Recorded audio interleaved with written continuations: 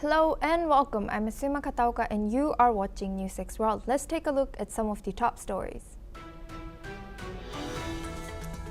The White House announces that Trump will leave the G7 summit early amid ongoing tensions between Israel and Iran. Canadian Prime Minister Mark Carney opened the summit in Kananaskis, Alberta, as leader holds pivotal bilateral talks amid rising global uncertainty. While speaking at the summit, US President Donald Trump warned that everyone should immediately leave Tehran amid escalating military action and rhetoric from both Israel and Iran. French President Emmanuel Macron says that the US has made an offer to meet with Iranians while stating European nations are ready for a role in nuclear talks. Macron also points towards potential US sanctions on Russia. Iran has vowed to continue retaliatory strikes across Israel into the morning as explosions are heard in Tehran. Iran has threatened action against third-party nation involvement as Netanyahu says killing Iran's supreme leader Khamenei will end the war. President Donald Trump and UK Prime Minister Keir Starmer hold a joint press conference after a bilateral meeting with the US leader stating a trade deal between the nations is done. Meanwhile, Donald Trump has held further trade-related bilateral with Canadian Prime Minister Mark Carney, who says he is aiming for a deal in 30 days. Trump has also spoken with Japanese leader Shigeru Ishiba ahead of the 8th of July US tariff deadline. Early Tuesday, Kyiv endured waves of Russian drone and missile strikes, injuring up to 16 and causing fires across multiple districts. On the other hand, Russia reportedly repelled a Ukrainian drone attack over Moscow.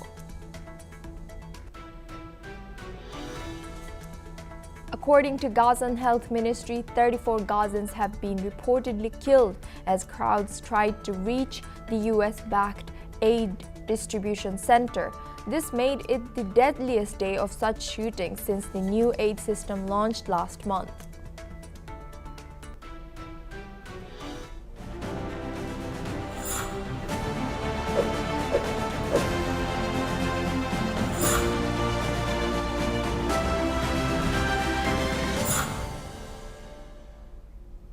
South Korean President Lee Jae-myung and NATO Secretary General Mark Rutte arrived today at the G7 summit in Kananaskis, Canada.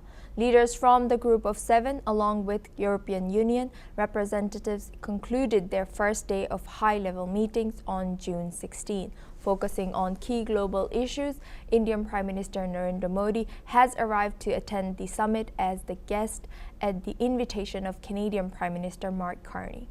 Though India is not a G7 member, Modi's visit marks his first trip to Canada in 10 years and reflects growing engagement between the two countries.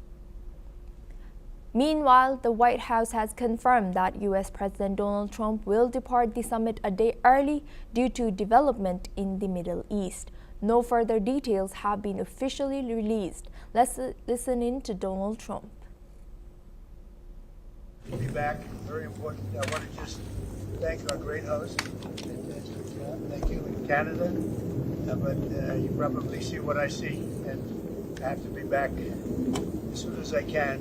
We're going to have dinner with these wonderful leaders, and then I get on the plane. I have to be back early. Now we have the guest Scott Forner joining us for this discussion. He's head of Eagle Enterprises, a security firm based in Washington, US. Thank you, Scott, for joining us today. Welcome to NewsX World. What do you make of the latest news about President Donald Trump's early departure from the G7 summit, and what message does this send to global allies and adversaries? Could Trump's sudden departure undermine confidence in US leadership as global forums like the G7? Well, he also left when he was president the first go around, left the summit early. I think I think Trump in general doesn't have much patience for these kinds of conferences. I think he rather does do one-on-ones, which of course he did do some sidebars. Looks like he was able to finalize some more details with the British regarding trade. But overall, he sort of, again, Trump is Trump. He just doesn't really want to spend time at these things. On the other hand, I do think some major things are going to be happening in the Iranian situation over the next 48 hours, and he wants to get back to convene his National Security Council as soon as possible, which will probably be first thing tomorrow morning, which will be our Thursday or Tuesday morning. Do you recall why did Trump leave the G7 summit earlier in his first presidency? Again, I think that he just sort of signals that he likes to do one-on-one or bilateral discussions. I think he has a dim view on multilateral discussions. So whether it's the G7 or the G20 or the United Nations, I think it's just, again, part of his kind of America first and Trump personal politics kind of approach to the world. I see. And how serious must the developments in the Middle East be for the president to cut short a major multilateral summit like this? I think a lot of things are in motion at the moment. Of course, he said for people to leave Tehran, and if some of the videos coming out of Tehran shows huge traffic jams as people are trying to get out of the city going north. But I think the key is that you have a whole squadron or more of in-flight tankers that would refuel major planes like B-52s and B-2 bombers in the air. And now, given your background in security, what kind of escalation between Israel and Iran would necessitate a leader-level response from Washington? Again, I think at this point, the initiative is really with Israel, that except for a few people who still say that we should have something negotiated with Iran, I don't think anybody who really knows Iran and knows the region and certainly knows Iran's track record going back to their 1979 revolution believe that any hunk of paper will stop them from having a nuclear bomb. So the only way to stop them getting a nuclear bomb is actually two ways. One is to destroy everything relating to nuclear programs in Iran. The other is to do regime change. Ideally, regime change is where we need to be, because Iran will always be a threat, even if it's a non-nuclear threat, until the current regime is changed. Now, shifting focus a little bit, Scott, I would like to ask what kind of behind-the-scenes coordination likely happens between the White House and security firms or private contractors during these crises like this? Well, what you basically look at is, what are the options? I mean, option one is that you support Israel and let them do all the dirty work, so to speak. You give them the firepower they need. Of course, the main thing that they need is what we call the mother of all bombs, because unless you can penetrate those bunkers to destroy the actual mechanisms where they're refining the uranium, they will bounce back. So you have to, and some of these things are literally hundreds and hundreds of feet below ground. They're also encased in very thick concrete bunkers. So unless you basically blow the entire mountain to pieces, you're not going to be able to disrupt their program. And you're disrupting it in one way, but they'll bounce back. So you basically have to destroy everything. And I think with Israel having now complete air superiority, they can do it at will. If America gets involved, then they also want that air superiority so they don't put the B-2s and the B-52s at risk. So I think there's a lot to be discussed as to whether Israel becomes the front, sort of the point of the lance to take out Iran, or whether America steps forward. And Now, moving towards militaries, from what we know from yesterday that U.S. decided to move its military ship towards Middle East from which was headed towards Vietnam. Do you believe the U.S. will increase its direct or indirect military involvement in the Middle East in the coming days? Well, they already are very involved. In fact, a lot of the ballistic missiles that are being lobbed into Israel have actually been shot down by U.S. ships in the Mediterranean. People don't talk much about that, but that's been part of the missile defense system of Israel has been supplemented by the U.S. Frigates and destroyers off the coast of Israel in the Eastern Mediterranean. So we have been involved, even if we don't officially say so. Again, the key is that we're not looking at a war where you're dealing with ground troops or anything like that. We're basically saying that either you do enough damage to take out Iran's complete nuclear capabilities so that they will never, ever again be able to even, refine one ounce of uranium, or you do something that basically disrupts the regime enough so that the people of Iran who have been oppressed for so many years, and many of the people in Iran really do not support the government, might rise up and finally create regime change. So I think all these things are being assessed. America has assets in the region.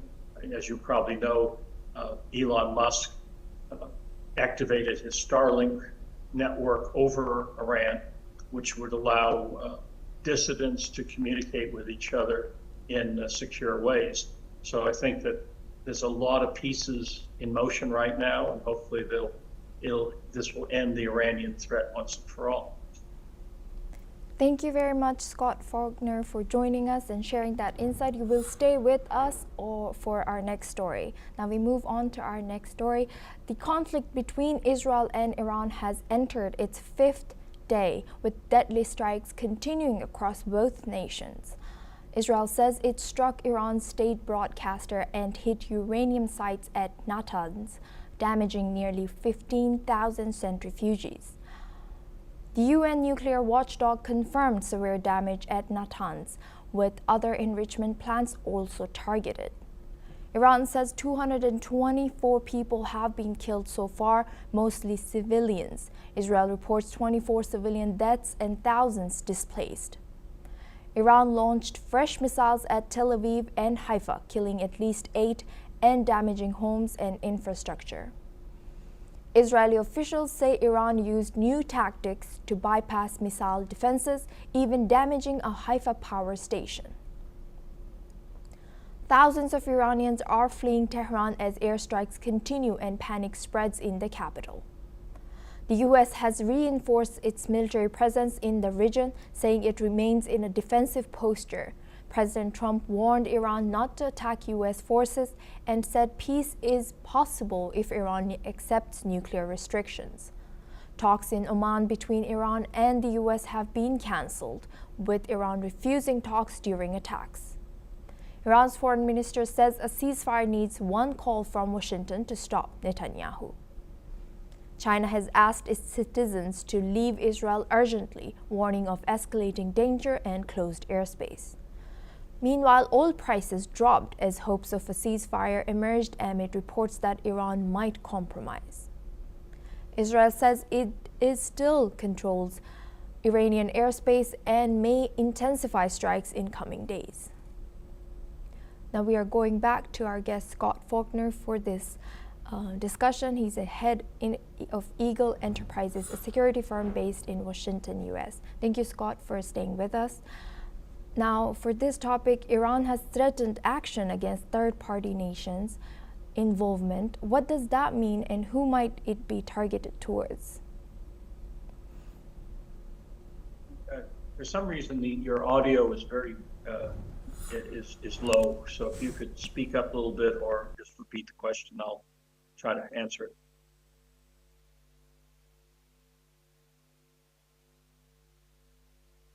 Iran has threatened action against third-party nations. What does this mean, and who might this be targeted towards?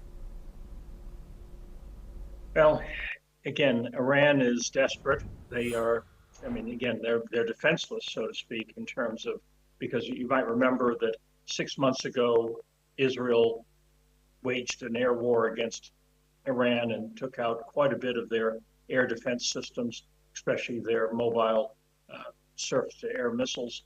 And now this time around, Israel's taken out most of the rest of their surface-to-air missiles, as well as taken out a lot of their actual air force. So Iran is, in essence, open for any attack that Israel mounts or the U.S. mounts with Israel.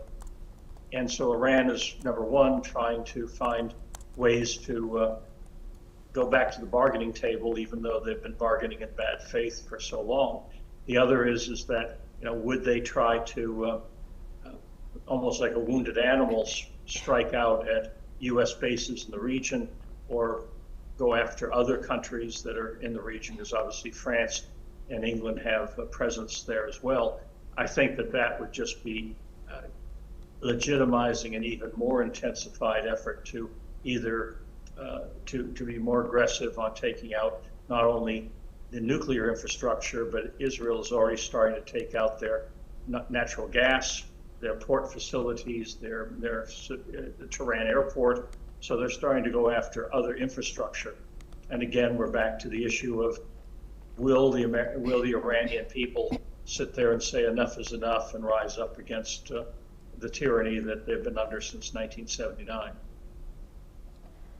And do we know anything about the support within Iran, as we know that there is a rift between even the heads of Iran, being the Shah being exiled outside of Iran?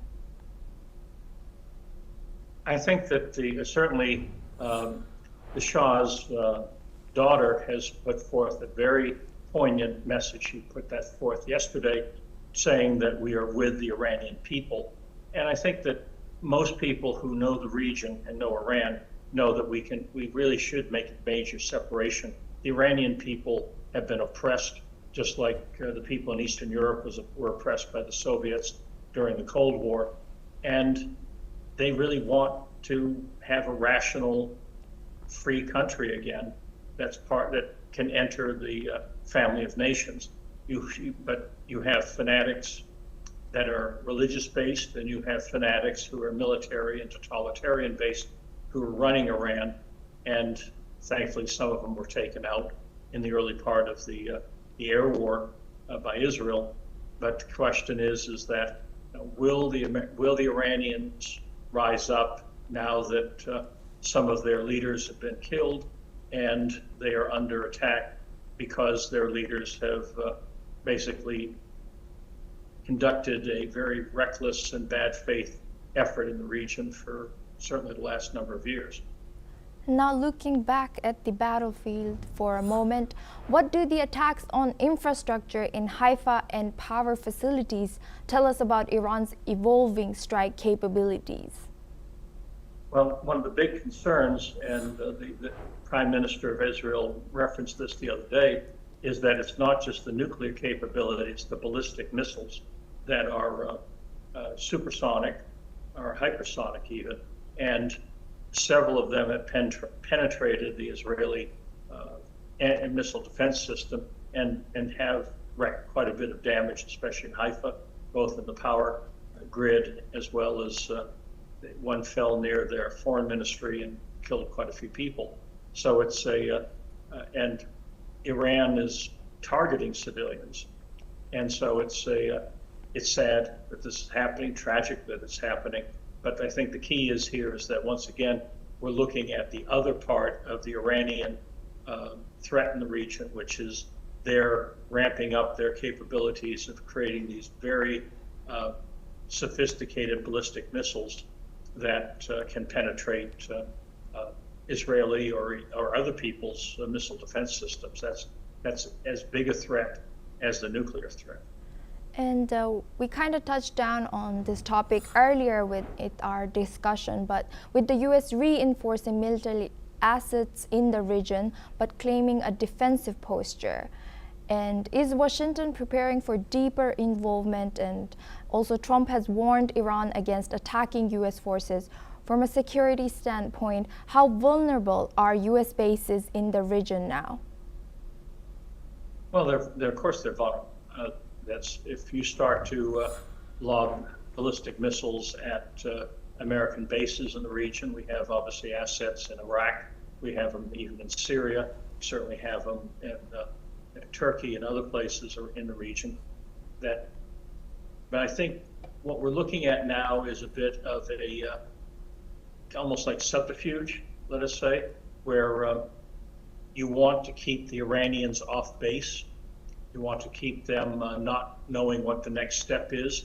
So for Trump to say on one front, let's make a deal, let's negotiate, and on the other, warning them, I think this is trying to throw them off balance so that we have the options, meaning the U.S.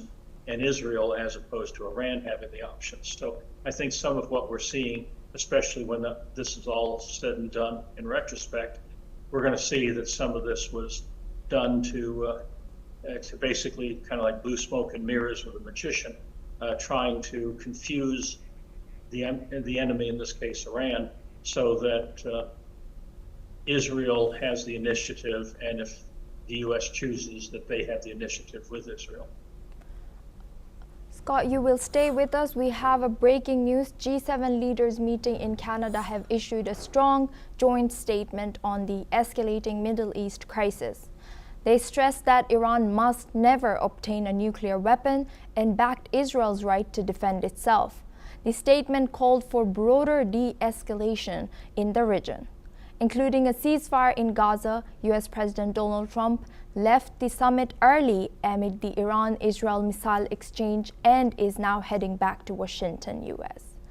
Now we go back to our discussion with Scott Forner. Scott, what do you make of this statement that was just released right now?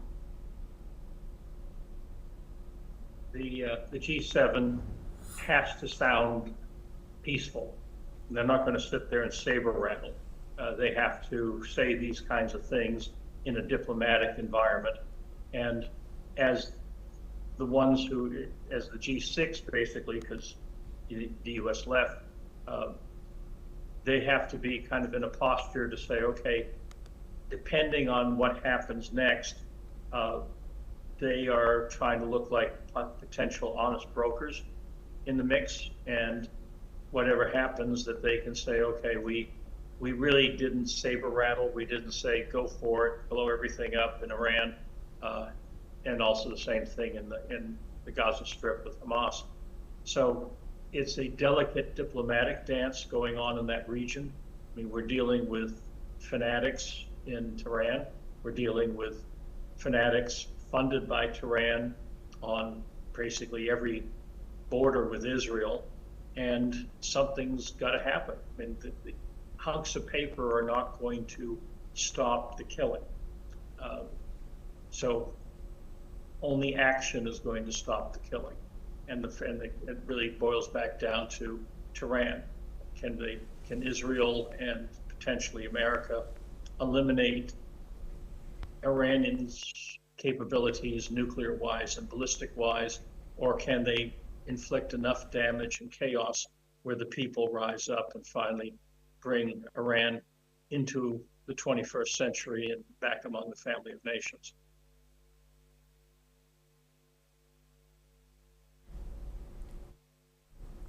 Thank you, Scott Forner. We now have another breaking news. At least 14 people have been killed in Kyiv after Russian strikes hit the Ukrainian capital. 4 officials say rescuers are still searching the rubble for more victims. Kyiv's military administration confirms the death toll may rise.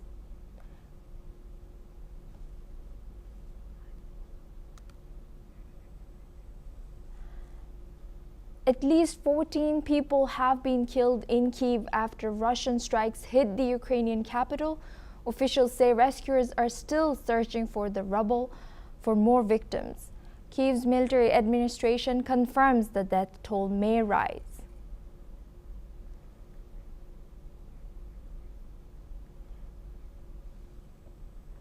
For our earlier discussion, thank you very much, Scott Forner, for joining us and sharing your insight. Well, that's all we have time for. We will continue to bring more news updates from around the world.